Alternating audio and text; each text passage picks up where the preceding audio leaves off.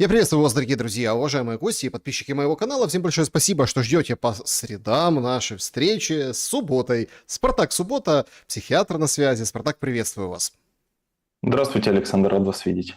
Взаимно. Друзья, мы постоянно читаем в комментариях, что ж такое, да вот нет возможности вопрос задать Спартаку Субботе. Столько раз мы уже по средам в эфире, а вот вопрос никак не задать. Давайте в прямой эфир. Вот самый что ни есть прямой эфир. Прямо сейчас у нас есть такая возможность пообщаться со Спартаком через разные пути, да, ну то есть клуб зрителей Шелеста, есть анонс, можно там оставить вопрос. Открыто абсолютно в сообществе YouTube в конце. Обязательно обратим на него внимание. Также в чате трансляции онлайн в комментариях. Естественно, мы на них ответим. Ну и если есть возможность, работает сервис, QR-код, который возле меня, это возможность как бы и задонатить, и, в общем, на экран его вывести, никого не дожидаясь. В общем, спасибо большое, что поддерживаете лайком и цените наши встречи. Начать сегодняшний разговор я бы хотел с Зеленского, который, собственно, в очередной раз, скажем так, всех порадовал своей потужностью, у него очень хорошие информационные поводы. Вот тоже примечательно, да, вот он поехал в Германию, потом в Норвегию, говорит: украинцы, берегитесь, будет массированный обстрел. Действительно, сейчас есть сообщение, мы в прямом эфире, что вылетели из Оленьей борты, и запуски ожидаются в районе 17-18 часов, если там вот место вылета правильно, место запусков правильно считывают мониторинговые каналы. И там разные паблики пишут, 300-500 дронов запустят. Ну а у Зеленского все в порядке, Зеленский побеждает. В своем интервью в Германии он выдает очень интересную формулировку. Он говорит о том, что хуже уже некуда. Значит, дефицит ракет-перехватчиков Патриот, значит, если война затянется, оружия будет меньше, у нас сейчас такой дефицит, что хуже уже некуда. Ну и вчера он говорил о том, что Патриоты, все-таки раскрутил он на Патриоты немецкую сторону. В связи с этим опрос сегодняшнего эфира: может ли быть еще хуже в принципе в Украине? Еще хуже. Варианты.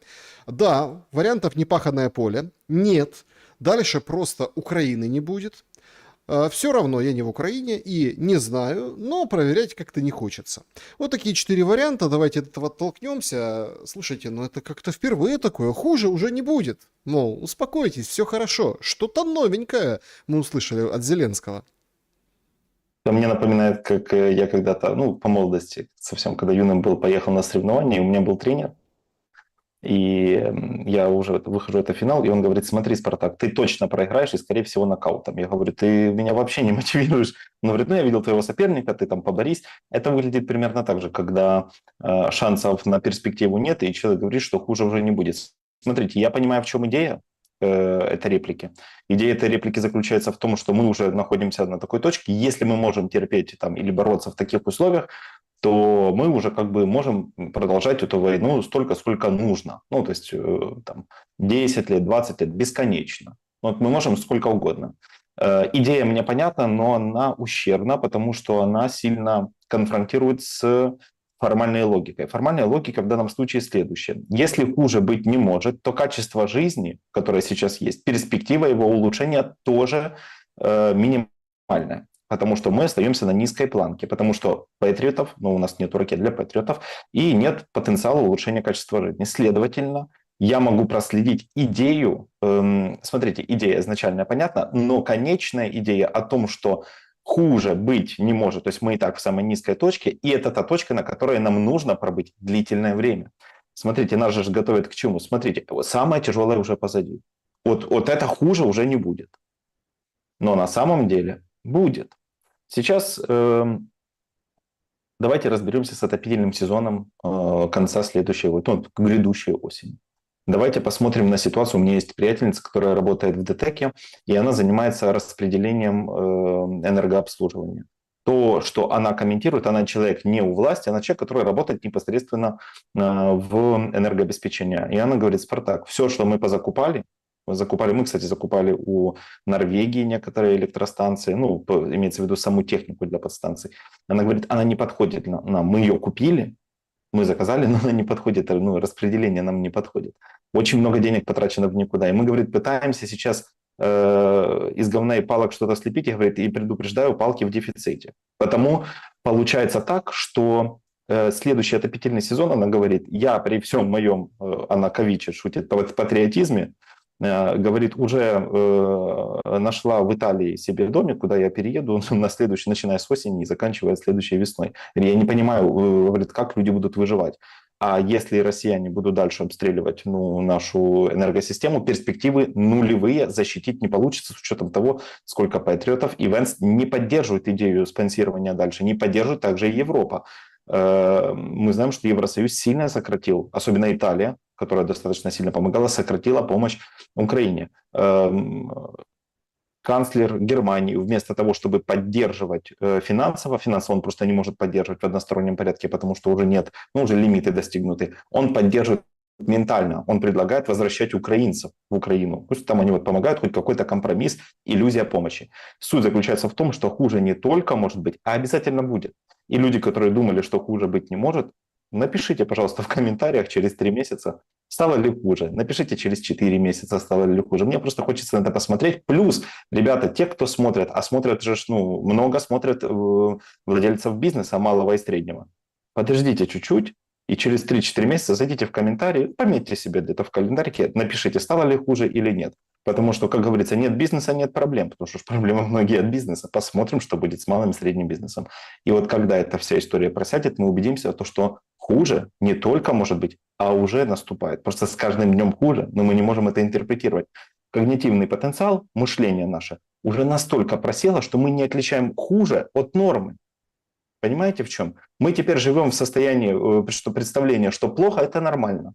И это навязывает как раз Зеленский. Потому что, смотрите, хуже быть не может, это нормально. Миримся, крепимся. Как говорится, денег нет, но вы держитесь. Понимаете, какая странная история? Вот по поводу хуже или еще хуже, а может быть лучше, а может как бы то, что плохо, но это уже нормально. Тут есть очень интересные, скажем так, формулировки. Значит, чем почуют украинскую аудиторию? Да, вот где базис, да, от чего отталкиваться? Вот выходит, я, кстати, знаком с ним лично, бывал на разных каналах, на телевидении, в Киеве в свое время, там давал какую-то оценку экономическую. Экономист, специалист, да? Вот что он говорит. Есть такой Новак, Андрей Новак, говорит другое, что, ребята, так у нас все хорошо, то есть мы можем воевать вечно. Якщо під час цієї глобальної кризи буде ризик того, що допомога наших партнерів трошки скоротиться, зменшиться суттєво, не знаю, скільки Україна, базуючись на тому, які ресурси вона має на сьогодні, зможе економічно протриматися? Економічно протриматись ми, вибачте, я зараз використаю трошки російську риторику. Вони кажуть, що вони можуть воювати вічно. От я вам скажу, що дійсно відповідає правді. Економічно Україна може жити вічно. Чому? Тому що ми вічно можемо прогодувати себе і половину Європи, як мінімум. Ми вічно можемо виробляти те, що ми вже виробляємо, і можемо спокійно освоїти чи відновити виробництво того, що у нас там чи припинилося, чи навіть взагалі не вироблялося. Війна це яскраво показала. Війна, правильно, це яскраво показала, що ми налагодили дуже швидко, чого ніколи б не зробили в мирний час. Виробництво високотехнологічних речей, які нам необхідні для захисту і контратаки до нашого ворога. То есть, смотрите, мы можем вообще воевать вечно, экономически держаться вечно. Вот смотрите, это база, это вот от этого отталкиваются. Это украинский эксперт, экономист, он там степень, звание, он же как бы, он, правда, раскраснелся, как бы выдает его нечто. Вот смотрите, Украина может вечно, да, экономически держаться, так а Россия что? А России кирдык уже в 26-м году, представляете? Вот так берет и говорит, послушаем. Банківська система, яка просто, от я чекаю днями, може тижнями, я чекаю, коли сипеться банківська система. Просто вона, коли росіяни побіжать, а вони вже побігли, тільки ще не дуже інтенсивно, далі ще інтенсивніше побіжать знімати гроші, а їх там нема на їхніх рахунках. А вони будуть заблоковані, чи вони вже використані. Банківська система, питання днів, тижнів, коли вона починає сипатись, далі ланцюгова реакція, сипеться практично все, в тому числі спроможність фінансувати війну, що для нас на даний момент саме важливе. Тому кінець російської економіки, російської, як мінімум агресії, а може навіть і державності, це цей 2026 рік. Вот так вот. В этом 26-м году все закончится. Они пойдут, россияне, в банкоматы, а им фигу покажут, нечего, а потом там цепная реакция, эффект домино и все, в общем-то. Вот так и победим. Что скажете? Александр, Спартак? У таких персонажей с фаршем вместо мозга у нас в клинике называют людьми, нуждающимися в дополнительной социальной поддержке. То есть он говорит глупости по поводу России. Почему? Потому что такой нарратив. Тут одно из двух. Смотрите, я прибегаю к закону исключенного третьего. Я не допускаю третьего варианта. Одно из двух. Либо он и правда имеет проблемы с когнитивными функциями, то есть он уже имеет проблемы, и видно по его лицу, что, возможно, алкоголь все-таки дает последствия, он как-то, знаете, отсрочен, но снижает когнитивный потенциал. Либо второе, он просто сексот, двурушник, и мы понимаем, что он действует на руку власти. И этот вариант мне более приемлем, потому что, мне кажется, синелобых алкоголиков приглашать просто в эфиры, это, конечно, уже сомнительное удовольствие, даже для таких падших и продажных средств массовой информации, как в Украине. Я прокомментирую лучше историю по поводу того, что Украина может воевать вечно.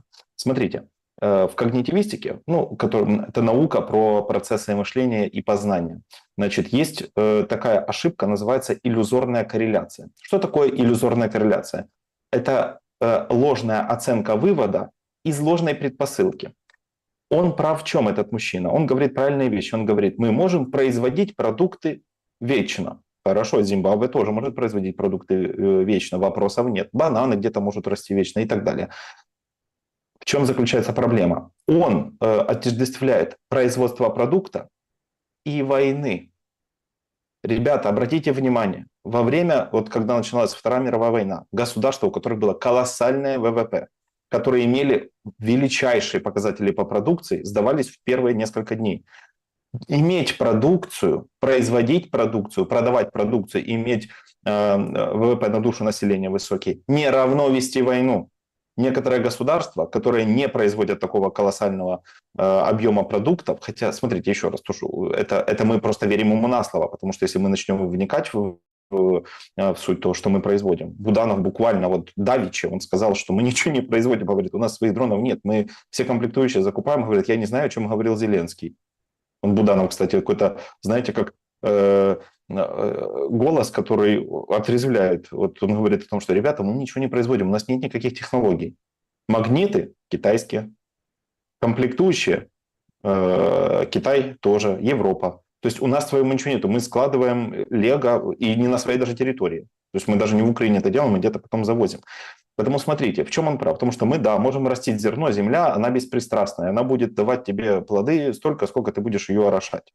Но люди не растут как рапс, понимаете? Люди заканчиваются, это первое. Более того, с течением времени все больше и больше людей либо умирают, либо уезжают. А уезжает это не просто минус для... Если просто умирают, то хотя бы не надо будет выплачивать, они потом просто без вести пропавшего оформят. А если уезжает, так он является еще активным участником другого государства и взаимодействует. Смотрите, я, живя в Испании, я понимаю, что россияне имеют активную позицию. Никто, никто из их не избегает. Уже украинцев больше начинает избегать, чем россиян. Потому его идея, которая заключается в обмане, основанном на ложной корреляции, не ведитесь на это, когда вам связывают две вещи, которые между собой не связаны, это приводит к тому, что мы думаем, мы можем долго производить, мы можем работать, у нас есть бюджет, слово бюджет, не бюджет, у нас есть слово бюджет, мы можем воевать вечно. Ложь, потому что взаимосвязи между производством продукции и боеспособности государства никакой нет. Это логическая ошибка, и он не соблюдает главный и первый принцип логики, который называется закон тождества. Мы должны говорить об одних и тех же вещах. И когда он говорит «вести войну», он должен иметь в виду то, что подразумевается под ведением боевых действий, а не то, что подразумевается под производством продукта. Мы тут кредит и дебет, что-то одно удалили, и вот смотрите, какой классный результат получился. Но на этом же Спартак зиждется, не побоюсь этого слова, очень много нарративов Зеленского. Очень много, который он рассказывает на западную аудиторию, приходит в немецкую прессу после успешного для себя дня, 4 миллиарда, айрисы, эти заряды ПАК-3 для патриотов. Правда, никто не задает вопрос, а где Германия возьмет эти ПАК-3? Где? То есть это же американская история. Ну, вроде как американцы там заказали у Lockheed Martin, будут клепать эти заряды, но у них же там есть, куда их тратить. Короче, тайна, покрытая мраком, куда, под что конкретно выделили деньги. Одно дело там немецкое оружие, другое дело прям американское. Ну, ничего страшного, без патриотов справимся.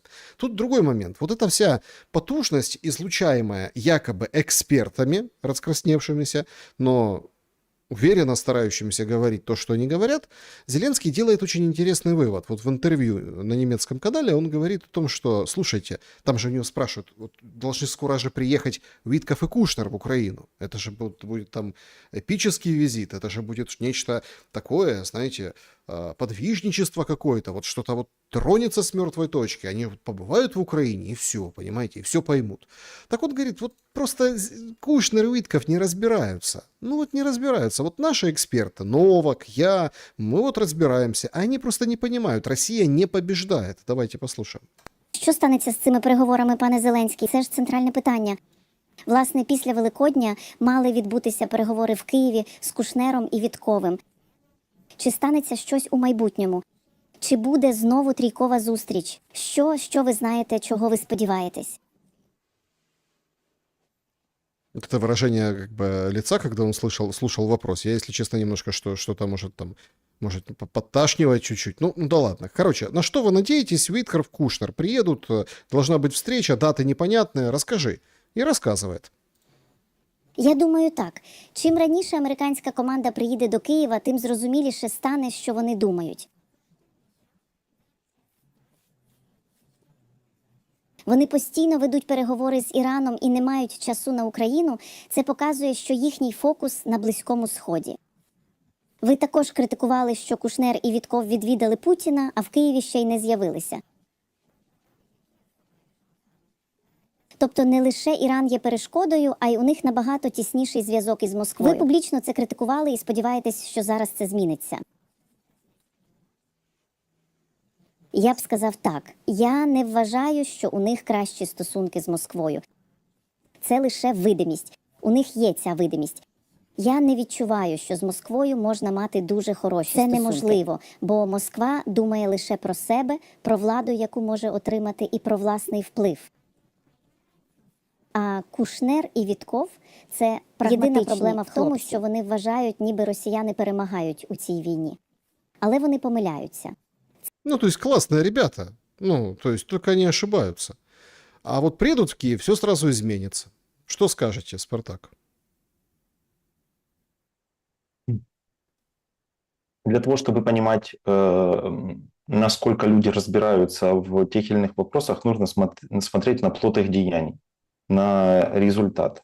Для того, чтобы понять, есть ли у человека психическое расстройство, мы иногда его просим: нарисуй картину, перескажи какой-то коротенький сюжетик, напиши маленькое предложение. Продуктом деятельности психически больного является письмо, которое он написал, его речь, его действия, картина, которую он нарисовал. И по ней мы часто можем понять наличие психических расстройств, параноидных тенденций, бреда величия.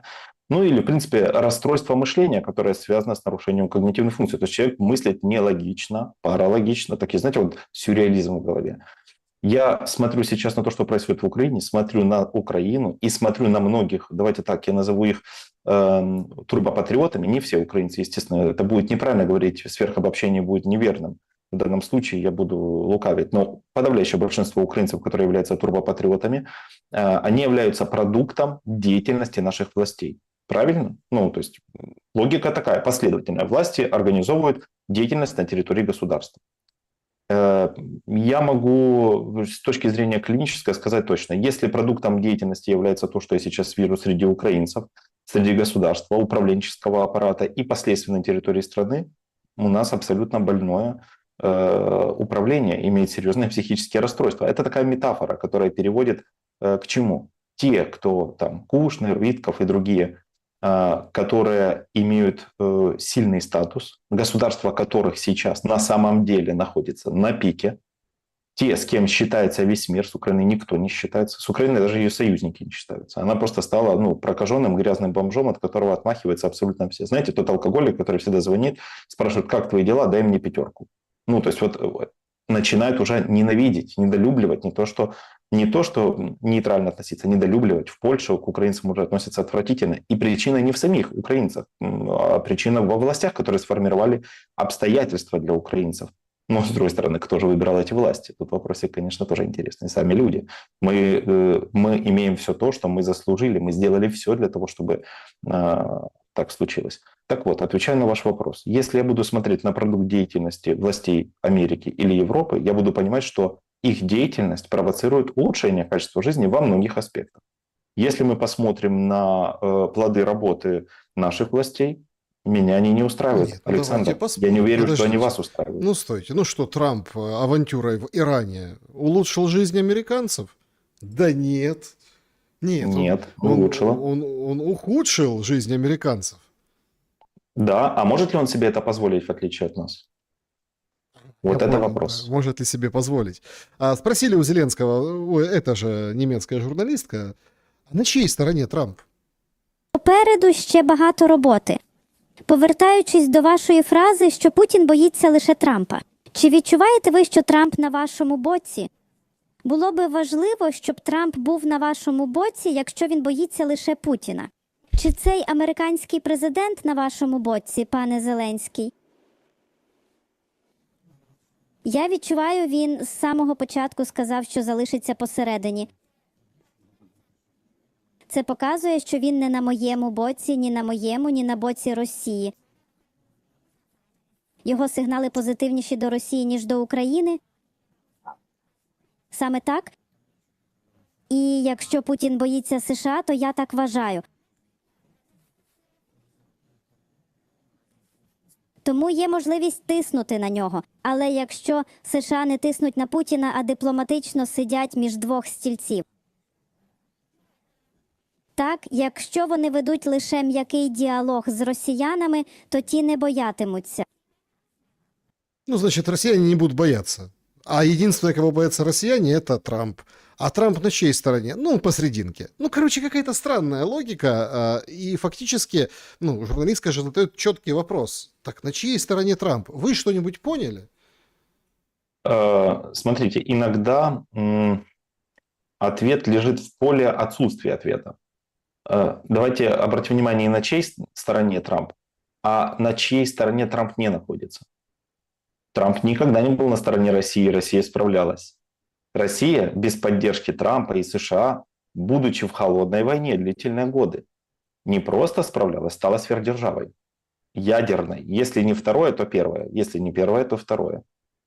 Государство, с которым считались. Путин приходит на мероприятие, все с ним считаются. Правильно? Поддержки Трампа тогда не было.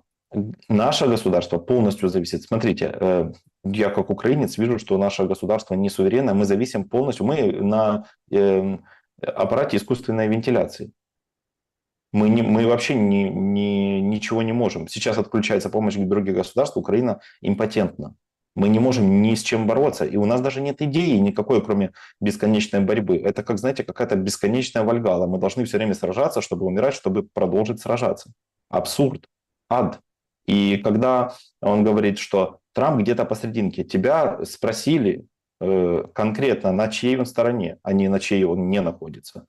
Но мы-то прочитали, что он имеет в виду, потому что, согласно, опять-таки, принципам формальной логики, закон не противоречия. Он не подтвердил, не опроверг, следовательно, можем предположить, на чьей стороне он не находится. Трамп не находится на стороне Украины.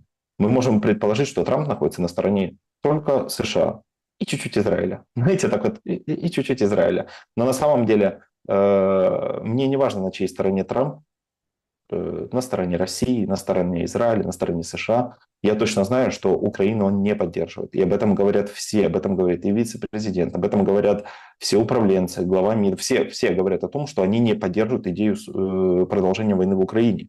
Никто не хочет продолжать эту войну. Уже даже европейцы, которые были упороты и поддерживали, говорили, что Украина щит Европы, поменяли риторику. Сейчас они не говорят о том, что нужно продолжать. Они сейчас говорят, давайте возвращайтесь домой, катитесь.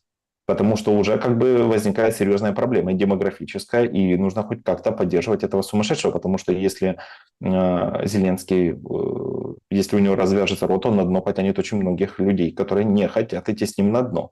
И, как говорится, мы и так уже на дне, он говорит, да, мы уже как бы все, хуже некуда. Нет, хуже есть куда. И как раз политикум Европы это понимает. И, понимая это, пытается придерживаться нейтралитета. Далеко не все государства, Италия, например, более радикальна в этих вопросах, Польша более радикальна, Венгрия, про нее вообще много можно говорить, Словакия тоже. Но неизменным остается одно. У нас нет союзников. Мы постоянно говорим, наши партнеры, наши союзники. Ребята, надо не путать. Союзники, партнеры принимают активное участие. Все остальное – это поддержка. Поддержка очень сильно отличается от союза. Союз подразумевает активное включение. Нам продают. Никто нам не дал денег. Нам не дали денег. Нам дали в долг. Можно ли считать своего ближайшего друга, вот, знаете, Александр, звоните товарищу, говорит, слушайте, дай мне, пожалуйста, там 20-ку нужно, это он дает ему 20-ку, говорит, ну вот расписка, пожалуйста, распишись, и ты мне ее должен вернуть через 20 дней ты мне должен эти 20 там, долларов вернуть. Но это же смешно. У нас нет, перестаньте верить, что у нас есть союзники. Никому нет никакого дела. Единственные союзники, которые реально у нас могли быть, смотрите, опять-таки, я не сторонник ни одной из идей окончания войны, которая предусматривает, ну, там, лишение нас суверенитета. Но мы должны обращать внимание на самую главную вещь. Были только 2 государства в этом мире, которые готовы были бы быть реальными союзниками и вступить в войну активно. Не давать там просто разведданные, не подкидывать нам деньги, а отправить войска. Это Россия и Беларусь. Это только 2 государства готовы были бы с нами рубиться против кого угодно и сказали бы, не трогать. Это наш, типа, ну, брат, не трогать. Никто не имеет права трогать там Украину. Но мы уже и эти отношения испортили. По поводу украинцев. Вы правда думаете, что все идет к тому, что будут выдворять, отфутболивать в мясные роты Зеленского из Германии мужиков? Они будут их не отправлять, я не думаю, что это будет так, потому что это нарушает международное право и нарушает, ну, короче, права человека не предусматривают, скажем, депортацию. Просто снизят качество жизни, откажут в каких-то благах, которые еще остались, потому что и так уже многое срезали. Но отправлять никто не будет. Более того, я скажу честно, знаю, кто пишет эти новости, то, что было написано и то, что было транслировано, это вещи разные.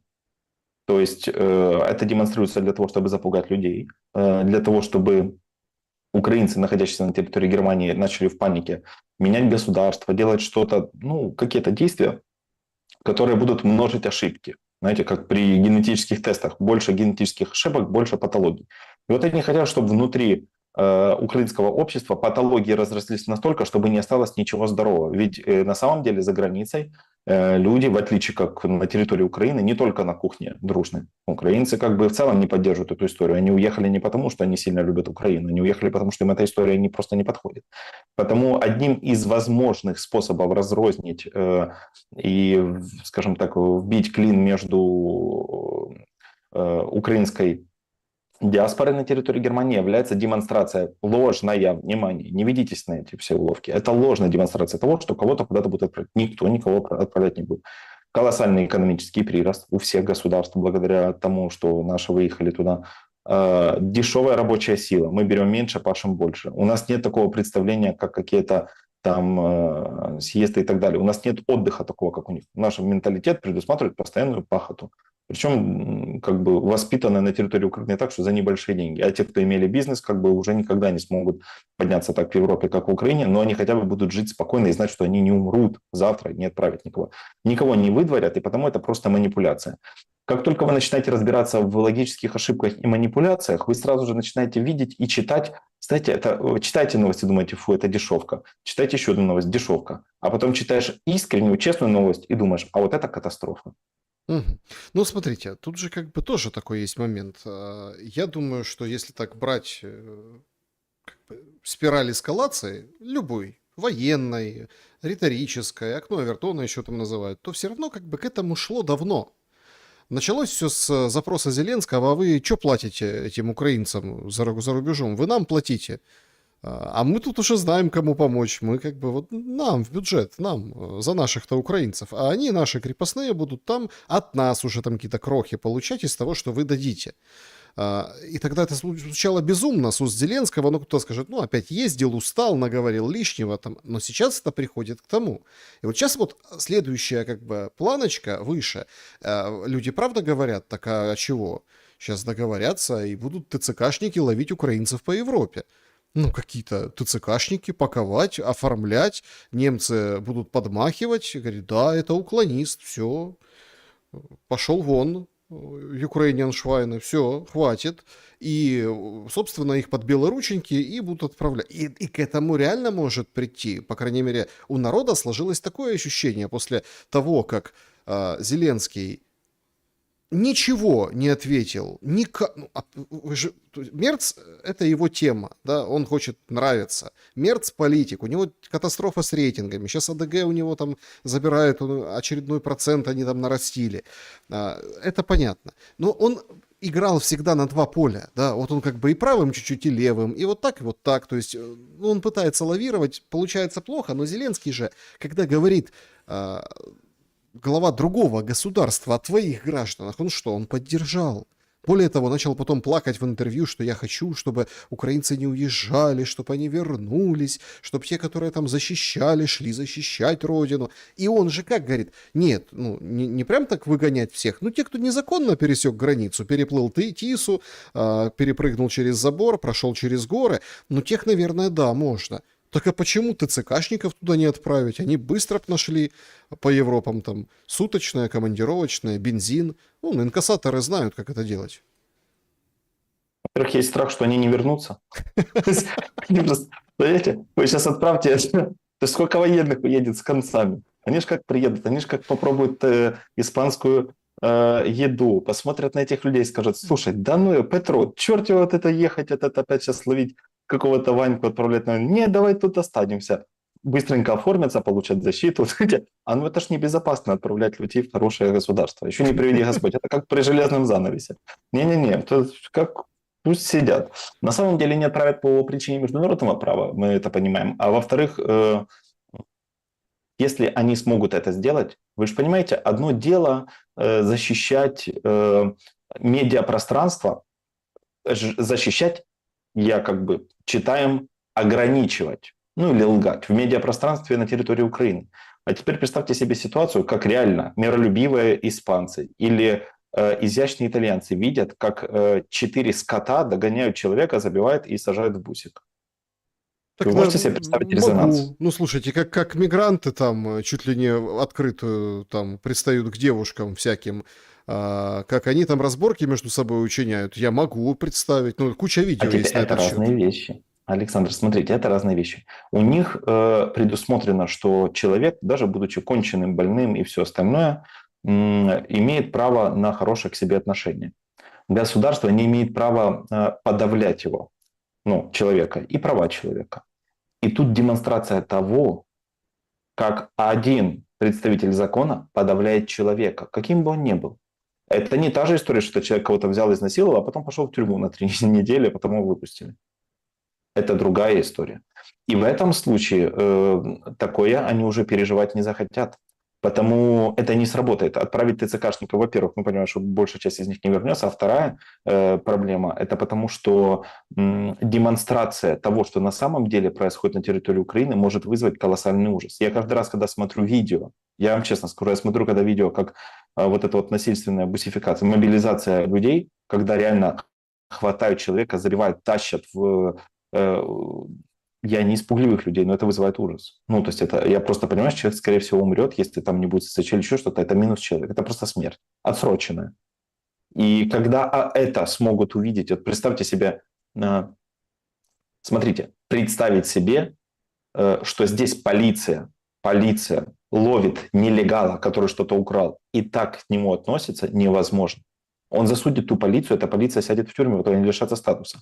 В Европе так это не работает. Они не могут так забивать, если человек убегает от них. Он с ними не дерется, он ничего, он просто бежит, он останавливается и бежит. Он, ну, типа, он спасает свою жизнь. И это везде будет видно, это будет видно на камерах.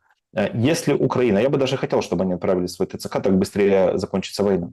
Потому что когда реально мир увидит свиное рыло украинской власти, эта скотобойня быстро закроется. Ну, смотрите, пока набирает обороты только скотобойня. Сейчас поговорим о скотобойне. Давайте все-таки об украинцах за рубежом. Тут Венс недавно рассказал душещипательную историю. Очень интересно прям выглядело все. И знаете, это было на одном из мероприятий в Сенате, где я выступал. Ко мне подошел человек, уверен, хороший, замечательный человек. Это был украинец по происхождению, живущий в Кливленде, штат Огайо. Я тогда вел кампанию в Сенат, и в Кливленде много украинцев. Этот человек сильно разозлился, потому что я говорил, что нужно прекратить финансирование войны в Украине. И я по-прежнему так считаю. Это одно из решений, которым я больше всего горжусь. Мы сказали Европе, хотите покупать оружие? Покупайте. Но США больше не будут закупать оружие и отправлять его в Украину. Мы выходим из этого. И это правильно. Но этот украинец, снова, добрый человек, скорее всего, после этого разговора за меня не проголосовал. Он буквально тыкал в меня пальцем и говорил: «Вы должны поддерживать мою страну! Вы должны поддерживать мою страну!» И я ответил: «Сэр, при всем уважении, если вы американец, ваша страна — это Соединенные Штаты Америки, а не та, откуда вы когда-то приехали». Ну и сорвал аплодисменты. Смотрите, тут два момента. С точки зрения информационного, тут очень интересно то, что я горжусь, что США не оказывает помощи Украине. Это говорит вице-президент Соединенных Штатов Америки, поэтому это уже новость. Но с точки зрения истории, которую он рассказал во время там, своего переизбрания, позиционирование украинца, выходца из Украины, который ему там требовал от него поддерживать его страну, а он говорит: твоя страна Америка, если ты гражданин Америки. Это ведь нам говорит о нас же самих, понимаете? И вот в этом неубиваемом. Я вот жду, вот смотрите, многие же мифы разрушаются. Помните, когда-то говорили: да нет, ЦКшники не будут ходить по хатам, по домам, да, и вытаскивать за ноги мужиков. Все, вытаскивают, нормально. Точно так же и здесь. Нам же постоянно говорят, что да нет, как бы никогда, мол, не закончится из-за рубежа поддержка Украины, да. Но вот если такая есть поддержка, но почему они не на передовой? Почему они не вернулись в Украину? Они как говорят: мы здесь нужнее, хотите тыкать в Энсу? Так они граждане Америки. Наша эмиграция, украинская эмиграция. О самих эта ситуация очень и очень о многом говорит. Что думаете? Венс правильно действует. Мне непонятно возмущение всех людей, которые, скажем так, ориентированы на поддержку других государств. Ну вот смотрите, Украина требует к себе, не украинцы все, еще раз, это нужно понимать, нация неоднородна. Если она сохранится, она будет очень неоднородной. Некоторые украинцы говорят о том, что нам должны помогать. Ну, если задаваться вопросом, назови причины, почему, какие будут последствия, если они будут и так далее, то все последствия плохи только для Украины. Европа от этого никак страдать не будет, потому что проблема с северными потоками, проблема с транспортом газа, нефти и всего остального появилась тогда, когда появился запрос Украины на поддержку. Ну ладно, предположим, уже есть поддержка Украины до какого-то момента. Далее происходит какая проблема? Это как с родственниками. Есть родственница какая-то или родственник, ты ему начинаешь помогать, он никогда не благодарен. И в момент, когда ты перестаешь это делать, у него происходит ментальный откат. Вот это вот ментальный учет, есть когнитивное искажение. Человек купил чашку кофе, пролил ее, и ментально он же как бы уже кофе выпил. Но ему-то кофе надо. И вот как это происходит с ментальным учетом в Украине? Когнитивное искажение, при котором у нас в памяти остается идея о том, что мы должны получить эти деньги, но деньги мы не получили, потому что мы эти деньги потратили на что, Александр? На взятки. Мы потратили деньги на взятки, на коррупцию, на все остальное. А бюджет от этого не пополнился. И я не понимаю возмущения, когда, допустим, там Орбан или сейчас уже Мадяр говорит: для нас приоритетом является граждане нашего государства. Когда Венс говорит: для меня приоритетом является мое государство. Это логично. Если бы, возможно, мы придерживались такой политики, то такой проблемы и не было. Потому что у нас ориентир не на граждан, ориентир не на государство, а на очень узкую, во всех смыслах, в том числе в когнитивном, группу людей, которая заинтересована просто в воровстве. Вы представляете, на самом деле, вот сейчас живем в таком мире, так, возможно, было не всегда, только в эру технологий это возможно. Маленькая группа людей, абсолютно небольшая на самом деле, 300 человек, пускай 500, 500 человек, уничтожила государство и нацию. Государство и нацию – это нонсенс. И это не вопрос войны. Тут даже если бы не было войны, это к этому бы привело. Понимаете? То есть интересно вот что, что основным возмущением большинства людей, которые не разбираются в благополучии собственного государства и нации, потому что никогда с ним не сталкивались, я не знаю, что такое благополучие нации и государства, и заключается возмущение в том, что другие, акцентированные на собственном благополучии, это, знаете, вы, возможно, сталкивались, у вас есть знакомые, которые не столько радуются своим успехам, сколько ненавидят вас за успехи ваши. Вот это наша ментальность. Вот я готов жить на улице, но лишь бы у соседа ничего не было. Понимаете? И вот когда сосед говорит, слушай, я не хочу тебе мешать, живи, как считаешь нужным. Никто тебе не будет, как сказал Мадяр, диктовать условия, на которых ты будешь жить и как ты хочешь. Но я буду жить так, как я хочу. Вот мы не диктуем тебе, а ты не диктуй нам. Наличие воли к свободе в других государствах и нациях поражает нас и возмущает, потому что наше представление о свободе, как в произведении 1984. Свобода – это рабство, правда – это ложь. Но всегда же в этой парадигме, да, или в том конструкте, который выстраивают и заставляют, апеллируют к каким-то там чувствам. Вы помните, был такой политик, премьер-министр. Я, кстати, тогда вот, умные люди мне говорили, что, мол, ой, не к добру это. А я ходил, прикалывался, мне было весело. Ну, я там, конечно, значительно моложе был, показывал пальцами, там, как бы стебался. Когда Арсений Яценюк со своим Народным фронтом запустил кампанию предвыборную с вот этими там всякими милитари, он там то в камуфляже, то еще где-то. Это было так в диковинку тогда, ну, о каком камуфляже, там, условно, в 2010 году, там, раньше, да, вот, в эти годы, о каком кто думал? Но он же там милитари. А потом грамотные люди говорили, это не просто так. Вот так вот, этот бывший премьер, да, Яценюк, который куля в лоб, так куля в лоб, выходит и комментирует эту тему и взывает уехавших українців к совісті. Давайте послухаємо. Особи призовного віку, які відповідно до Конституції, закону, громадянства і взагалі совісті своєї повинні були перебувати в Україні, не могли покинути українську державу. Тому що втікти з країни, яка воює, втікти з країни, яка стікає кров'ю, для людей, які повинні захищати цю країну. Це підло і це неправильно. Просто це недостойно і підло. Недостойно и подло, Спартак. Люди, которые могли бы защищать эту страну, взять из нее и уехать. Вот дела. Смотрите.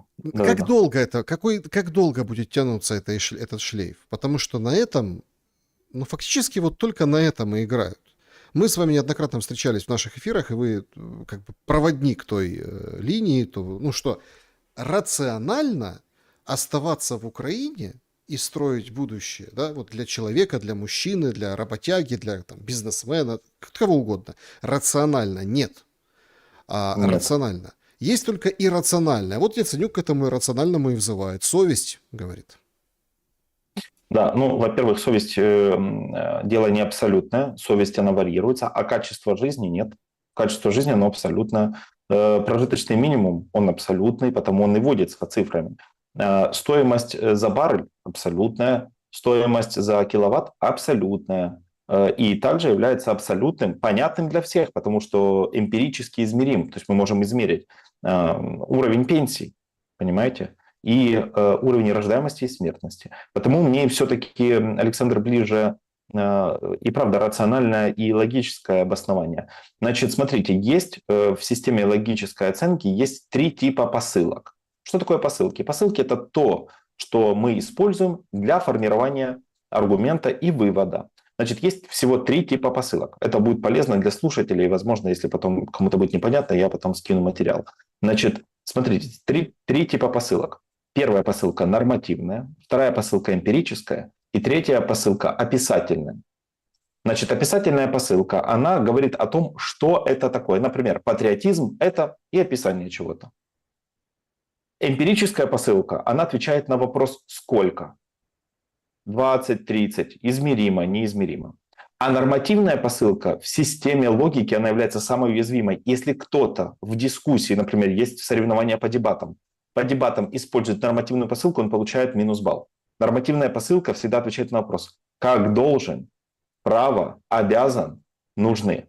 Вот эти все вопросы, которые подразумевают под собой ответ на нормативную посылку, являются самыми слабыми, потому что нормативная посылка никогда не берет во внимание факты, аргументацию, исходя из определительных посылок, и результат. Всегда апелляция к эмоциям. Еще раз, мы на эмоциях спровоцировали, посмеялись уже с того, как этот комик поухмылялся на саммите, где сидел Путин, где сидели все остальные. Поухмылялись? К чему это привело? Нравится эмоциональное решение? Принимайте их дальше. Я считаю, что в Украине оставаться нет никакой причины. То есть я не могу найти сейчас ее. И те политики, я готов вступить в дебаты с любым политиком, который пропагандирует историю о том, что мы будем отстраивать Украину. Мы это кто? Кто? Вот скажи. Бангладешцы. А мы это Бангладеш. Кстати, чувствую себя примерно так же иногда, когда хожу в тот центр социальный, когда нужно обновить, плюс-минус то же самое. Потому где-то вы очень так это пошутили, но попали. Потому я еще раз вам говорю, если мы будем опираться на здравый смысл, логику и правильное мышление, кстати, есть определение правильного мышления, последовательное, непротиворечивое, соблюдающее все законы логики. Если мы будем соблюдать этих несчастненьких законы логики и принцип логической конструкции, мы приходим к выводу, что большая часть тезисов этих идиотов просто не важна.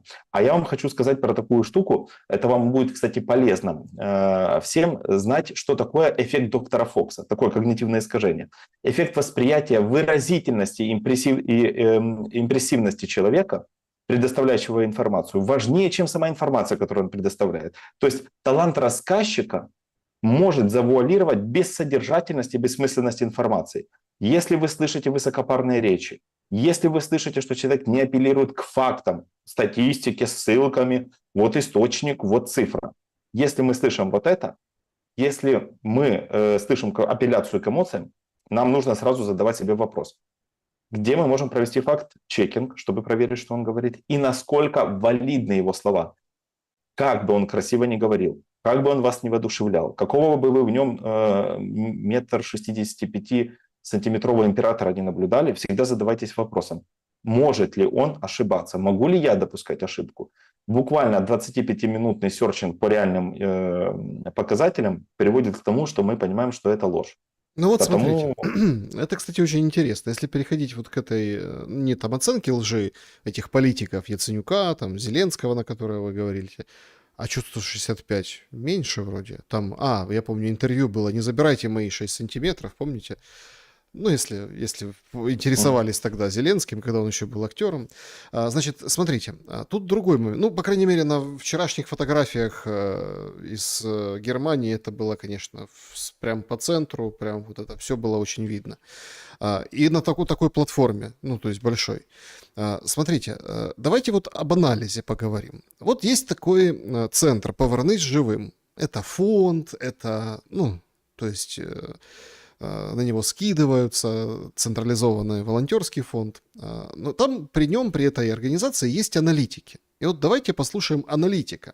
Значит, у него имя Антон, а фамилия Муравейник. Ну, вот такой, скажем, специалист. Причем он говорит исключительно, как бы, ну, таком, он обсуждает вот эту историю с бусификацией и мобілізацією. Швидко зменшується, мобілізація поповнити її не може. Мобілізація поповнює значною мірою тилові посади. Це означає, що ми створюємо дисбаланс в бригаді, і у нас кількість людей на бойових посадах зменшується, а кількість людей на тилових посадах зростає. Що, зокрема, напряму пов'язано із успішністю тактики інфільтрації російської сторони на полі бою, що ми спостерігали впродовж усього В 25 тому числі, року. тому що, як я і казав, в бригаді бойовій на 2,5 тисячі людей, на ЛБЗ може бути 50, тільки 100 людей. В смузі оборони бригади. Відповідно, що ми бачимо? Ми Ну, давайте немножко буду там, потому что много там украинский язык еще на ускорке. Значит, он говорит, он военный, он говорит, дисбаланс. 2500 людей в бригаде, 50-60 человек реально воюют, реально на передовой.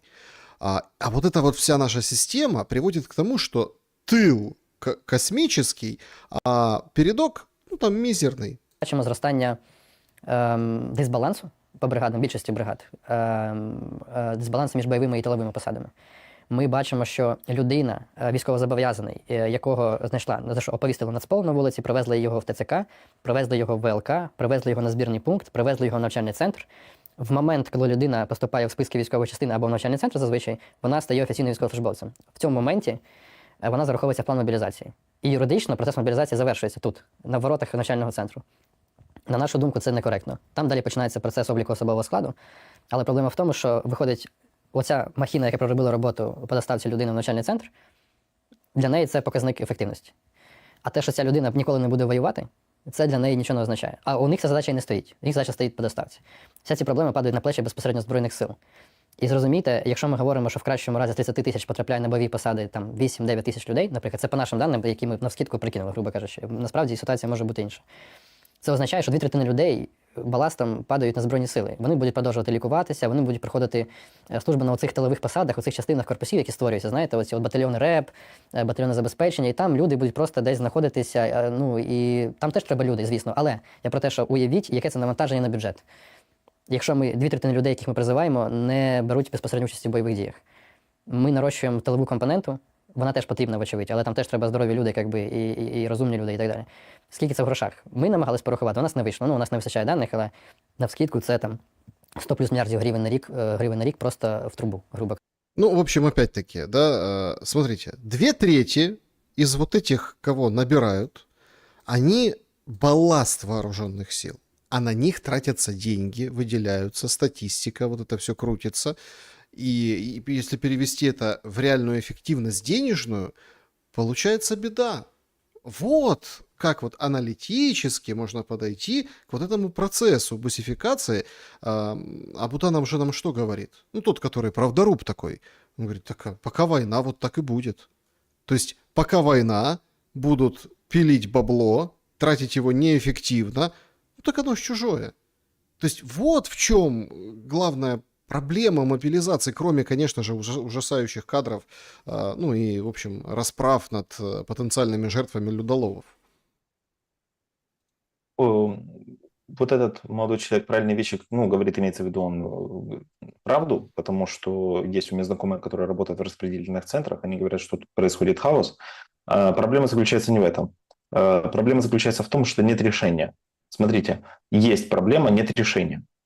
Почему? Всяческое решение, которое будет принято для стабилизации и увеличения, например, тогда каким решением мы будем закрывать эту проблему? Увеличивать количество людей на фронте, то есть делать больше боевых, или меньше мобилизовать? Понимаете, что будет решением этой проблемы? Уменьшать количество в тылу, увеличивать на фронте, ну типа на передке. Гнать всех в мясо, да. Да, но понимаете, что это не решает проблему, потому что вот, как вы сказали, всех отправляют на местные штурмы. Это приведет к тотальной демотивации, деморализации, и за счет отсутствия нормальных выплат это приведет к сильному снижению эффективности. Более того, у нас людей, может быть, там будет хватать, у нас не будет хватать техники. Нечем воевать, как говорили люди. Нечем. Даже если мы всех мобилизуем. Чем? Идея с саперскими лопатками до сих пор рабочая. Но получается так, что мы не можем ее реализовывать тоже, потому что, ну, так получается, что почему-то противопехотная мина, она не уступает саперской лопатке, как Кулеба предлагал, но оно не работает. Потому, ну и дроны. Сейчас война дронов, сейчас другой уровень технологий. Тыл должен обеспечивать эффективную работу фронта, но у нас возникают вопросы по всем областям. То есть даже если у нас и будет столько людей на фронте, кто будет их так обеспечивать? Объяснить в тылу, почему человек получает такие маленькие деньги, если вообще получает, мы можем, потому что он не умирает. Может, в этом и есть загадка? Вот все говорят, что это вообще вот это вот до сих пор армия не рассыпалась? Да потому что пополнение к ним доходит, пополнение, да, доходит в очень мизерном, пипеточном, скажем так, реальное пополнение, которые реально там идут и воюют, а не те, которые там место занимают или лечатся еще, но уже за счет Минобороны, потому что он военнослужащий, а его ДВЛК пропустило, ну вот то, о чем говорит этот аналитик. То есть, может быть, в этом и есть вот эта проблема, что это все на самом деле происходит истощение, но не в плане там государства, мы в масштабах таких берем, а если брать армейскую систему, вот так ее и истощают. И потихонечку, вот просто доливают по капельке каждый месяц, и, ну, соответственно, просто чуть-чуть удлиняя срок, когда вот эта система внутри посыпется. Потому что, еще раз, ценность человека на передовой и тот режим, который внутри, они несопоставимы. Режим просто как собаки, они эти людоловы. Вот история короткая из Винницы. да, Винница. Значит, вот по поводу там, вы бизнес упоминали, да, малый, выше в нашем сегодняшнем эфире. Вот вам, пожалуйста, небольшой бизнес, шашлычная. Ну, просто вінницька шашлична. От виходить хазяїн. Доброго дня. У нас сьогодні трохи сталася біда вночі. Наш мангальщик відпразнував вчора своє день народження. Знаєте, скільки йому стукнуло? 25 років. І вирішив погуляти до вечора, походити по місту. 3 часа ночі його забрала ТЦК. І от нас зараз на сьогодні, ми вже вроді знайшли людину другу, але на сьогодні в нас люляків і шашличка не буде. Так що не гуляйте вночі. Ну, так вот, не гуляйте. Ночью у нас мангальщика забрали, ему стукнуло 25, он пошел ночью гулять, сразу же все. Вот 25 только пару часов, час назад стукнуло, его же сразу раз и все. Ну, правда, там история такая, с хэппи-эндом, но трагическим. Вот есть такая эклектика такая, трагический хэппи-энд. Вернули мангальщика, но не совсем целого. Вернули мангальщика. Хочу вам повідомити нашу новину. До нас повернувся наш мангальщик Олешка. Правда, дивіться, як раніше я вам показував, що його забрали в ТЦК. От так от він повернувся з ТЦК. Бачите, трохи не цей. Трохи не зовсім цілий, але повернувся до нас. Буде пробувати одною рукою щось робити далі. Ну да, що стається. Все, всім гарного дня. Ну, вот так. Ну, нормально. У него отсрочка есть у мангальщика. Будет пробовать работать одной рукой. Это нам говорит о внутренней системе. Вот такой бизнес, дымок, люля, шашлычки. Вот вам мангальщик. История одного мангальщика. Причем я не беру самые жестяковые истории. Вы знаете, их очень много. Да? Но она же говорит о состоянии и положении дел внутри. Только стукнуло 25. Все, ну, руку поломали. Еще походит по тылу. А эффективность нулевая, понимаете? Смотрите, ведь правда, сколько людей работало над этим. 4 его ловили, 1 вел машину. Потом на ВЛК, это ж ночное время, хирург не спит, надо же подделать документы. Проверяют. Пока везли, травмировали. Отвезли потом в травмпункт. Сколько дурной работы, чтобы что? Отпустить и дать отсрочку? То дайте просто уже отсрочку, пускай себе мангальщик работает. Логики в этом немного, потому что они не действуют согласно принципам здравого смысла, они действуют интуитивно. Вы поймите, что, я бы даже сказал, не интуитивно, интуиция – это достаточно серьезная вещь для выбора решений. Они действуют рефлекторно. Знаете, когда там человека толкнул, он рыпнулся в другую сторону, чисто рефлексы. Вот так действует ТЦК, рефлекторно. Сегодня их наказывают, они действуют иначе. И вспомните ситуацию, когда один из представителей ТЦК был умерщвлен, скажем это так. Помните, сколько людей во Львове вышло на похорон? 0. Здесь никто. 0 сожаления. И в этот момент, ну, там вышел кто-то на дудке, дудела, это, конечно, отдельная цирк. Это очень напоминает, как Зеленский куда-то прилетает, как правило, в США. Его встречают собственно, я просто представляю себе эту ситуацию. Пилот быстро переодевается, умылся, побежал на улицу, чтобы встретить Зеленского. Точно так же и здесь. Умер человек, никто не сожалеет, никому не жалко, никто это не поддерживает. Даже те турбопатриоты, потому что у них, скорее всего, нет отсрочки, выйдет еще, повяжут, опять отправят на фронт. Ну, то есть уровень абсурда и иррациональности достиг такого пика, ну, кстати, говорят, Украина на полном дне. Да нет, смотрите, на каком пике безумия мы находимся, вы говорите.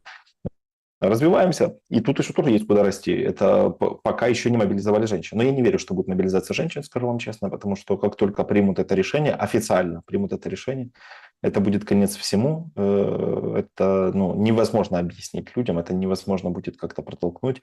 Но мне бы хотелось, чтобы объявили не потому, что я хочу, чтобы женщины писали, я просто хочу, чтобы скорее закончилась война.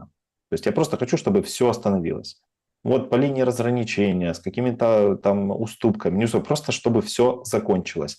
И это при том, что даже зная, что все закончится, лучше не будет, перспективы не будет. Единственное, на что буду делать акцент, то, что люди перестанут умирать. Что будет возможность просто приехать домой, что-то продать и уехать в другое место. Ну, чтобы улучшить качество своей жизни, жизни своей семьи. Я хочу еще назвать одно такое когнитивное искажение. Людям будет полезно. Это как раз по теме того, что закончится война, мы все отстроим, все восстановим. Есть такое когнитивное искажение, называется иллюзия контроля. Это такое одно из когнитивных искажений. Оно выражается в тенденции людей верить в то, что они каким-либо образом могут влиять на события, которые объективно от них не зависят. Ну, или зависят в гораздо меньшей степени. И вот этот эффект проявляется, когда человек заинтересован в положительном исходе события или хотя бы как-то вовлечен в это. И получается так, что люди, которые донатят, они реально думают, что оно что-то меняет. Вот понимаете, этот эффект иллюзии контроля, он везде. Он начиная от мелких донатов, заканчивая гневными постами под комментариями Орбана на странице в X. То есть мы реально считаем, что какой-то комментарий оскорбительный улучшит наши взаимоотношения с другим государством.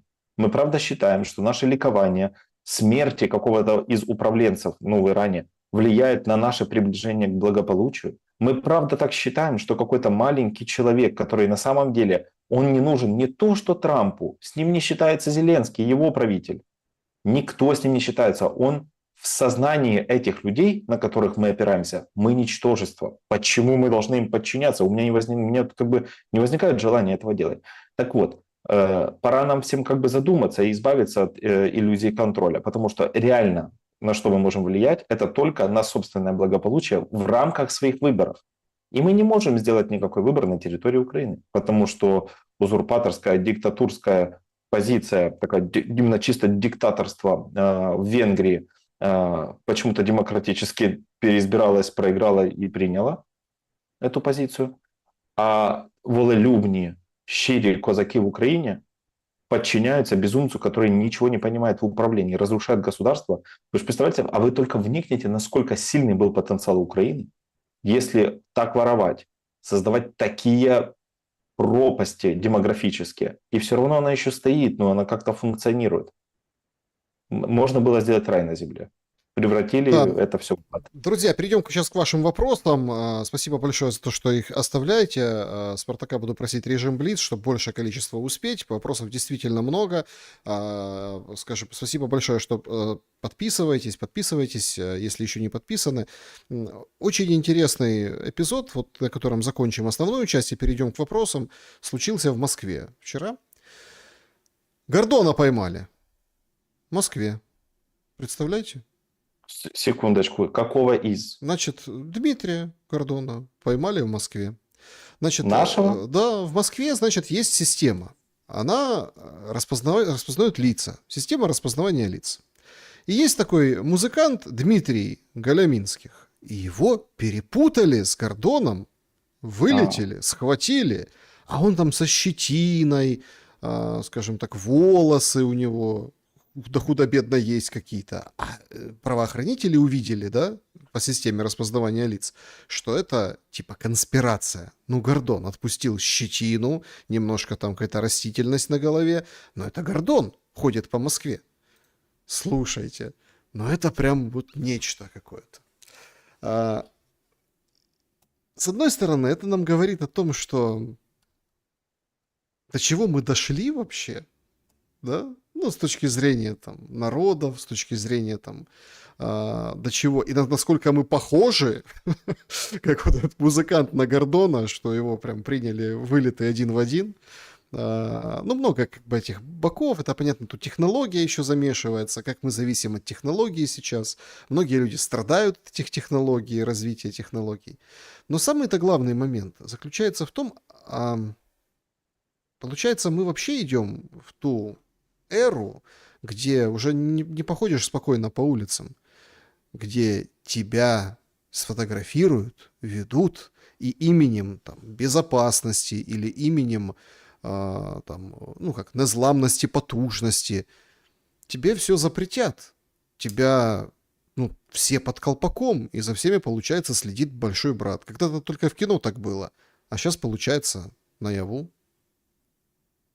Знаете, хотел пошутить, сначала сказать о том, что поймали типа Гордона, но потом вынудили его пройти тест на IQ, и когда поняли, что он умеет читать, отпустили, поняли, что это не Гордон.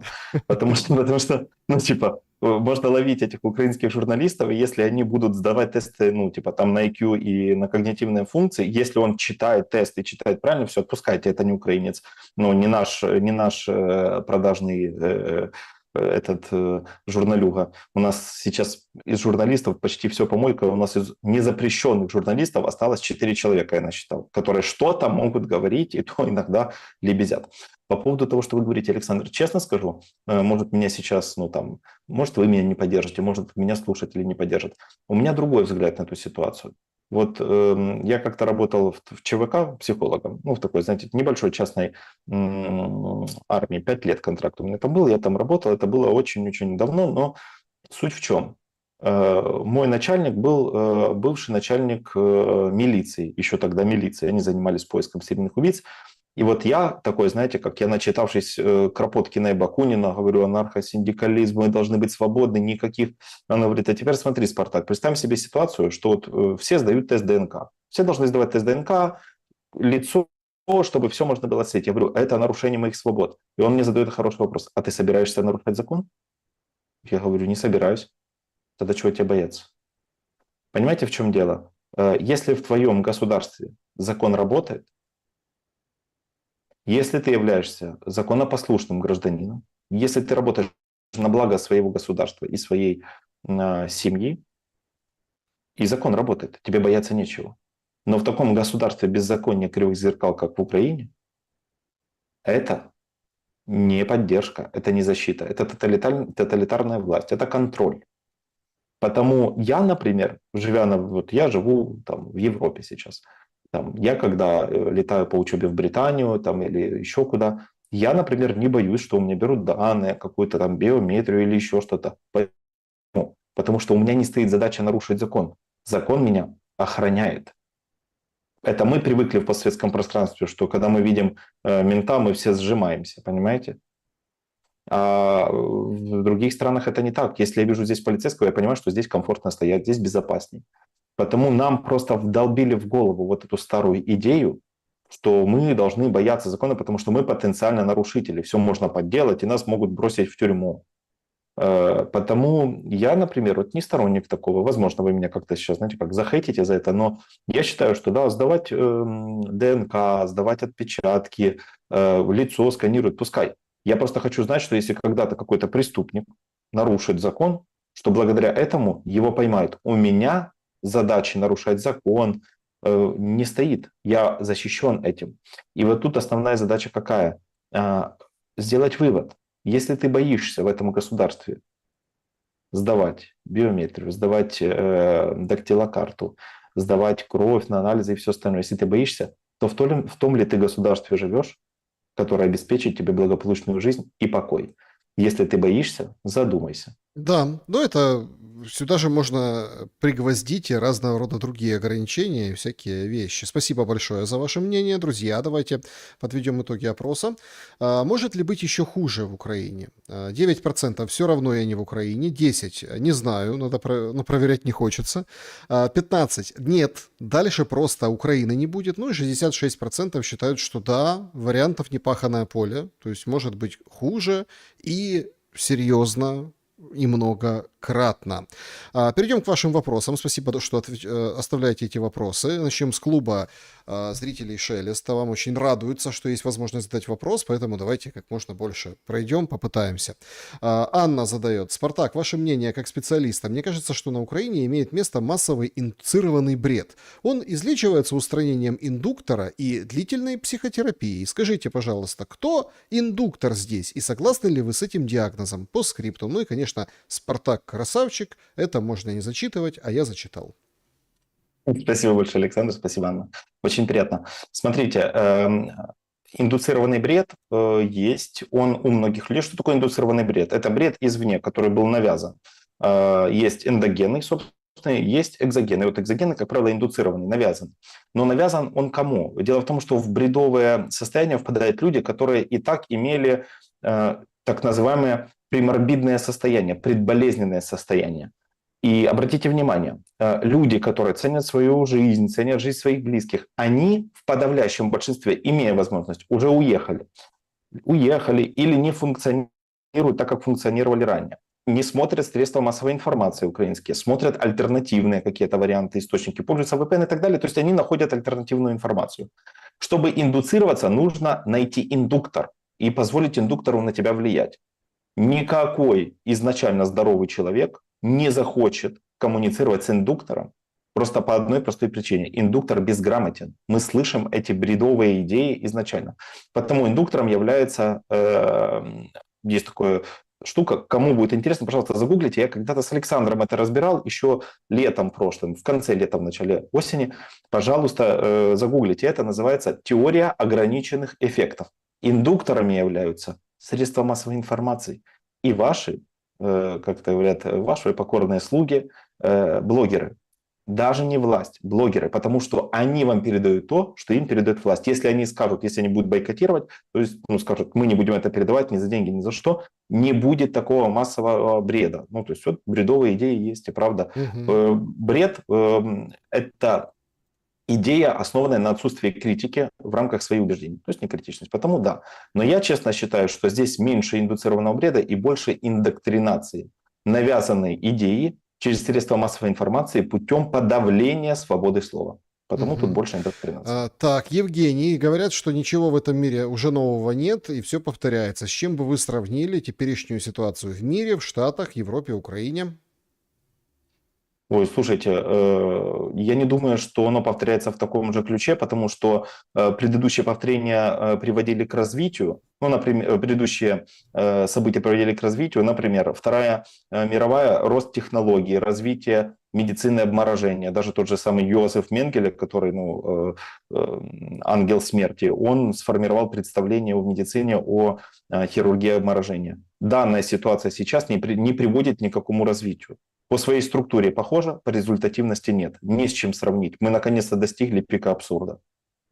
Андрей, вопрос. Спартак, не верю в подписание мирного соглашения Украины и России. Тихо, спокойно, если до этого дойдет. В шатании и повторении сценария 2018 года верю больше. Что скажете вы?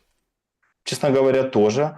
Я с вами солидарен. Спасибо за такой вопрос, потому что я с вами солидарен. И вот я слышу много людей разумных, на кого я опираюсь, что там то осенью будет подписание, то там зимой будет подписание. Но сколько раз мы это подписание уже ждали? Вот даже на канале Шелеста вы же 1000 раз уже. Вот завтра будет, послезавтра будет, месяц, 2 месяца, придет Трамп, уйдет Трамп. Я уже в это не верю, просто по той причине, что это неэффективно. Так, Александр задает вопрос. Простой, короткий. Уважаемый Спартак Александр, на что надеются украинцы? Александр, такой ответ. Я скажу сначала, потом скажите, что вы считаете по этому поводу. Он же нам обоим задал. Украинцы надеются только на то, что момент, когда закончатся боевые действия, война, в этот момент они еще останутся живы. Это очень примитивные надежды, но они удовлетворяют базовую потребность. Основа – это выживание. Украинцы не надеются, что станет лучше экономическая ситуация, потому что нам не с чем сейчас сравнить. То есть у нас нет этого доступа к такой информации. Просто надеются, что к тому моменту, когда это все закончится, они еще будут живы. А мне кажется, что здесь просто, знаете, это надежда сродни сказочному и где-то магическому мышлению. Вот все помнят сказки в детстве. Обязательно должен прийти какой-то добрый волшебник, а те, кто их обидел, хороших людей, в общем-то, они расплачутся, убегут и все, и так далее. Хотя тоже ведь парадокс. В последнее время кинематограф современный, плюс-минус современный, я имею в виду, да, без хэппи-эндов, который... Да, вот нас как бы приучил, что хэппи-энда может и не быть, да, и причем там, и все надеются еще на второй сезон. То есть, в этом так, но во втором сезоне вот поменяется все. Поэтому у нас и киношники у власти, понимаете? Вот такая вот мысль. Добрый день, Александр Спартак.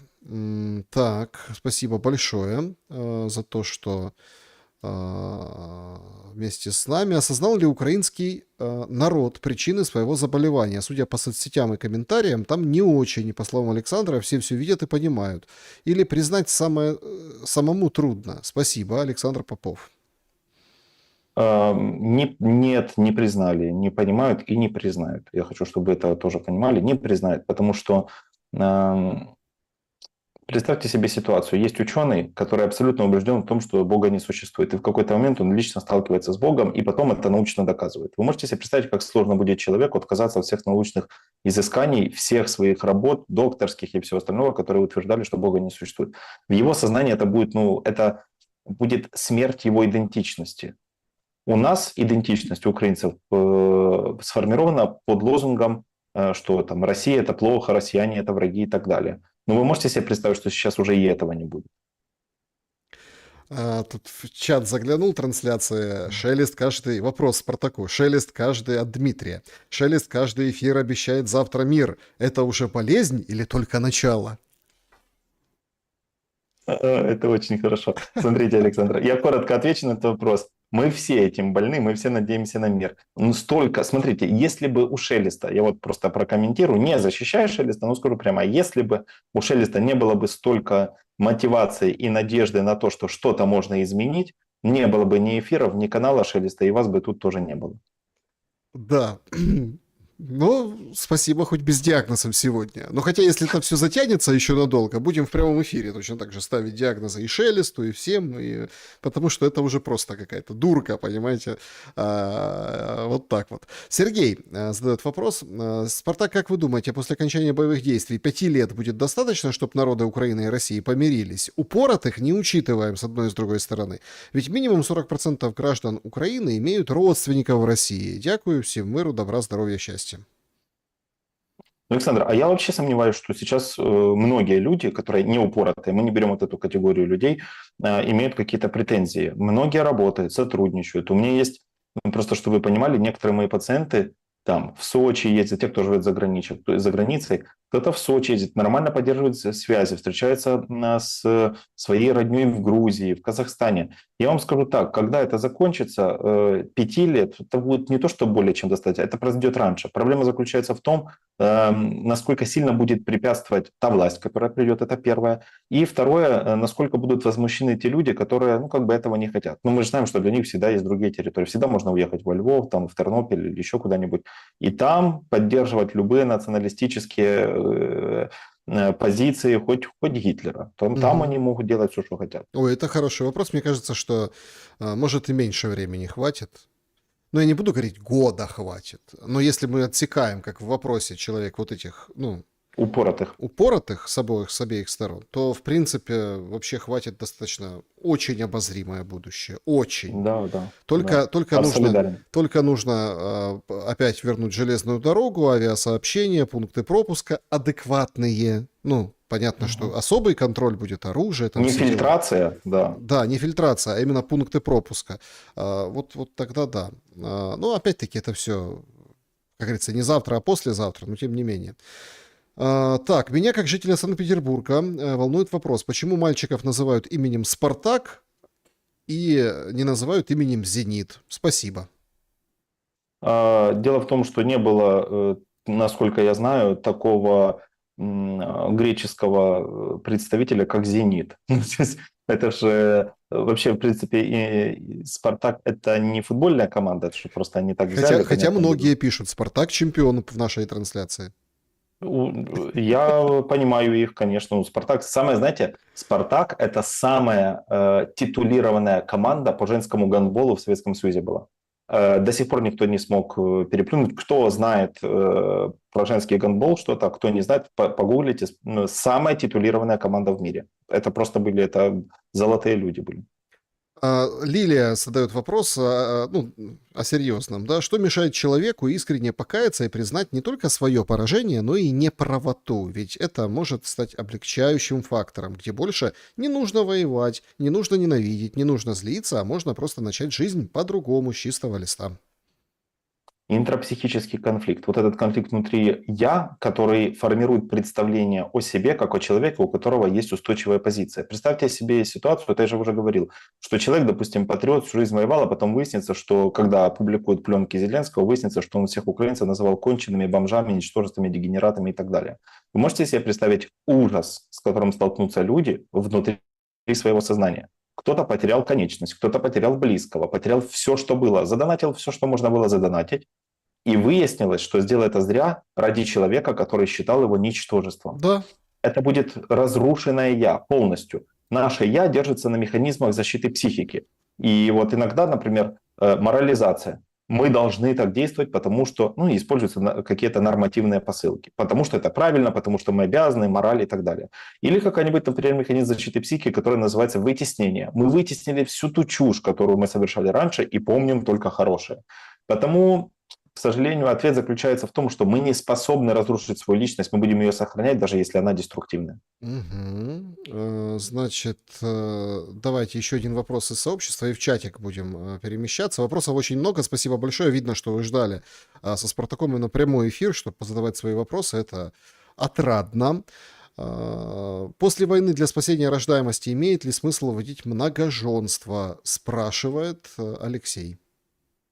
Нет, любая культура, которая была православной, даже если она последние 10 лет была покалечена искаженным представлением о православии с помощью властей и подавления, православная культура не сможет это принять. Это сильно противоречит базовым ценностям. Как бы мы там не стремились быть католиками, но это все равно мы христиане. Мы не можем... Католики там не многоженство, ну да, ну смысл понятен, да. Да, не-не-не, я имею в виду, что мы стремимся быть католиками благодаря тому, что как бы стремимся к Европе сейчас, якобы. Но, тем не менее, это все равно христианство, понимаете? И там многоженство не подразумевается. Но мы все-таки росли в православной культуре, хотим мы этого или не хотим. И у нас менталитет уже такой. Вы можете себе представить, что, ну, опять-таки, это будет... Давайте отнимем у государства и у нашей нации еще один ориентир. Давайте заберем христианство, давайте вообще оставим нацию ни с чем. Нет ни государства, ни свободы, ни земель, ни недр, ни управленцев. И давайте еще заберем последний оплот, религию. И так уже покалечили, поиздевались над нами. Это точно. Чат трансляции. Вот такой вопрос. Мегого рекламирует... Мегого, это, кто не знает, это такой сервис. Телеканалы, сериалы, там вот это в интернете. Рекламирует OnlyFans через сериалы. Спартак, сколько будет длиться дегуманизация Украины? Неужели настолько позволят украинцы? Почему цель именно такая? Зачем? Проблема бюджета. Смотрите, история заключается в том, что для увеличения платежеспособности на территории Украины у людей необходимо, чтобы эти деньги откуда-то брались. Бюджет это не предусматривает. Опять-таки, я не экономист. У Александра есть реально подкованные спецы в экономике. Можете задать этот вопрос, и может они вам ответят иначе. Но я скажу с точки зрения клинической психиатрии, что дегуманизация подразумевает расширение окна Авертона. Сначала мы снизим моральный ограничитель в вопросах эротического контента, я назову это так, я просто не знаю, можно ли использовать это слово на ютубе, эротического контента. Потом мы снизим нормы, увеличим многоженство, иметь много детей с разными семьями, а потом мы приведем это все к тому, чтобы размыть абсолютно нацию, чтобы не осталось никакого культурного наследия.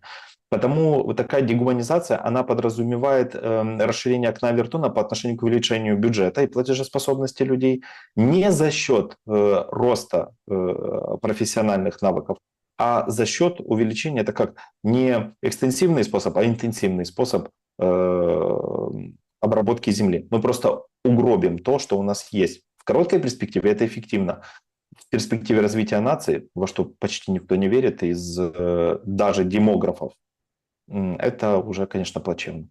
Значит, когда откроются границы, чтобы свалить, спрашивает. Ну, это вряд ли Спартака надо спрашивать об этом. Этого не знаем. По поводу этого вопроса. Тут можно там гадать только. Да? То есть сразу после, когда закончится, или позже. Они все говорят позже. Ну, посмотрим. Посмотрим просто как. Да? Так, как всегда, в прямом эфире, зачем столько татуировок, вот это все, что они означают. Ну, это прямой эфир. Давайте ответим. Это прям все очень интересуются. Ну, давайте ответим. Может, не все интересуются, но всегда находятся люди, которые вот эти засыпают вот такими вопросами. Да. Значит, объясню. Я также объясню про миф, который связан с «не пустят в космос». Ну, во-первых, благо я не выбирал направление космонавтики, потому, собственно, могу себе позволить делать с своим телом, что посчитаю нужным. Уродство это или не уродство, это зависит от смотрящего. В глазах смотрящего это будет определяться. Дело в том, что если уже такой человек, как я, который, как говорится, изуродовал, по мнению некоторых людей, свою кожу, может говорить такие вещи, значит, может быть, отсутствие татуировок не является признаком психического здоровья. Может быть, люди, у которых нет татуировок, которые грабят народ и уничтожают его, не являются основным фактором пользы. Такие люди, как правило, деструктивные. Ну, при этом сейчас современное поколение такое. В молодости, когда я был совсем молод, сейчас мне уже 34, это было модно и популярно. А так как я рос в среде таких, как анархизма, ну, я же говорю, Кропоткин, Бакунин, мне это было все очень интересно, то в духе противоречия, борьбы с стандартами и нормами, навязанными обществом, делать татуировки, это была очень даже сильная и, скажем так, популярная штука. Я ни о чем не жалею, потому что нет смысла выводить это дело, конечно же, я не буду. Нет у меня никаких националистических татуировок, предупреждаю. Нет у меня здесь на шее не наколот ни в коем случае герб. Я не настолько безумен, чтобы себя клеймить государственными признаками, потому что никто не знает, когда это государство перестанет существовать, будет ли оно существовать, будет ли вообще такой герб. Потому я как бы немножко смотрю вперед. Потому нет, это просто дань моде. Можно к этому относиться как к ошибкам молодости и дань культуре и моде. Оно никак меня не определяет как человека, и уж тем более как специалиста. Вот представьте себе ситуацию, если бы у нас все время был радиоэфир. Могли бы вы себе представить, что они у меня вообще есть? Ну да. Верит ли Спартак в постановку точки в истории в Украине радикальным образом? Голод, ядерный взрыв, Чернобыль, ввод войск НАТО, или все утихнет само собой? Не верю. Почему? Потому что, ну, ядерная война, это понятно, что те, кто могут себе это позволить, в этом не заинтересованы, потому что, ну, ядерная война будет предусматривать снятие вето, ну, типа, на использование ядерного оружия. Это проблема. Вот войск НАТО, да, всем так, смотрите, на Украину уже настолько плевать, особенно войскам НАТО, что никто туда даже уже, ну, старается уже откреститься, стараются уже, сказали, смотри, никакой НАТО, его скоро, может быть, и не будет. Никакого Евросоюза, выдыхайте. Все, мы уже остались 1 на 1 с долгами. Должны с ними разобраться. Я вам хочу сказать, что даже если война сейчас полностью прекращается, и мы перестаем тратить деньги на войну, мы все равно находимся в такой тяжелой ситуации, что закончить вопросы с долгами, я даже, честно говоря, не понимаю, как это будет происходить. Получается, задают вопрос, ну как, получается, я добавлю от себя, вопрос пользователя в чате зачитаю. Как думаете, может тогда выдвинутые условия по выходу из Донбасса — это все фикция? Слушайте, тут же можно как угодно посмотреть. История заключается, история заключается в том, что идея продвигалась. Нужны хоть какие-то причины для того, чтобы закончить. И Россия хочет закончить. На самом деле и Украина, не в лице Зеленского и Можновладцев, панов, а в лице, ну, многих украинцев. Все хотят закончить. Но нужно понять, на какой точке. Понимаете, в чем дело? Потому что нужно это двум народам как-то продать. Ну, давайте представим себе ситуацию. Сейчас заканчиваем по линии разграничения. Какие были реализованы задачи со стороны России? Ну, вот как они объяснят? Наше СВО закончилось, потому что что? Логики никакой нет. Не улучшились отношения, не завоеваны значительные территории. Донбасс нужно было бы, типа, получается, отдать России, и тогда бы она сказала, вот смотрите, мы этого и хотели, наконец-то, вот. Тут была эта точка необходима для того, чтобы мы могли дальше от нее уже двигаться куда-то. Это просто формально, и это нужно было бы сделать для того, Причем чтобы применить. у нас же очень невнимательные, ну вообще и в политике, и комментаторы. Москва неоднократно говорила, что им нужны какие-то такие точки. Ну, типа, отмените там украинизацию тотальную, или перестаньте памятники сбивать. Уже там по второму кругу хотел сказать, ну, короче, уже таких сбивают, там, такие мемориальные доски, которые там абсолютно локальные, просто имеют там звездочку у себя, ну, при Советском Союзе человек там жил, работал, защищал этот город. Да, его сбивают или партизанил во Вторую мировую, Великую Отечественную войну, понимаете? Сделайте что-то, ну, вот хотя бы номинально, хотя бы напишите какой-то закон, проголосуйте в Раде, что и это будет типа сигнал. Это было где-то год назад, по-моему, около того. Нет, всем плевать, еще больше усилилась и украинизация, и вот эта вот десоветизация, и вся вот эта вот, ну, скажем так, вот эта история. И с языком, и с церковью тоже, и совсем на свете, понимаете? Я вам приведу пример. Да. Простите, перебил, да, я просто... Да, ну хоть что-то формальное сделайте, Украина же не сделала. Я когда учился в Суворовском, у меня был такой Юрий Юрьевич, майор, он был начальником, ну, командир роты. Я был на тот момент командиром отделения, и я учился очень хорошо. Передовик у нас так называлось. Не знаю, может, кто-то слышал такое слово. Когда ты хорошо учишься, ты передовик. И мне химичка не хотела ставить 5, а мне она очень сильно была нужна. И Юрий Юрьевич ко мне подходит и говорит, смотри, подойди, попроси ее или скажи, что ты хочешь, потому что, говорит, мне нужно с чем-то к ней идти. Сделай вид. Сделай что-то, чтобы я мог почему-то просить. Потому что я говорю, ой, да мне пофиг, какая у меня будет оценка.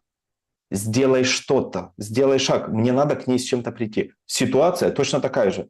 Помогите мне помочь вам. Россия готова закончить войну. Дайте что-то, подскажите, сделайте какой-то шаг, помогите. Это же всем нужно. На самом деле, в России эта война тоже, она уже, люди, там же люди не бессмертны, они же тоже умирают. Экономика садится, они хотят уже снятия санкций. Дайте возможность. А так как недра, внимание, часть недр, которая принадлежит уже США, находится на территории России, для того, чтобы их разрабатывать, необходимо снять санкции с России. Понимаете? Этот мир выгоден всем. Украина начинает восстанавливаться, перестает умирать народ, и так или иначе, через долгое время он восстановится, сформирует другие связи и со старыми государствами, с новыми. Россия начнет продавать и сотрудничать, снимутся санкции, перестанут тоже умирать люди. США начнет зарабатывать деньги. То есть всем выгодно это окончание. Но хотя бы сделайте что-нибудь. Не делают.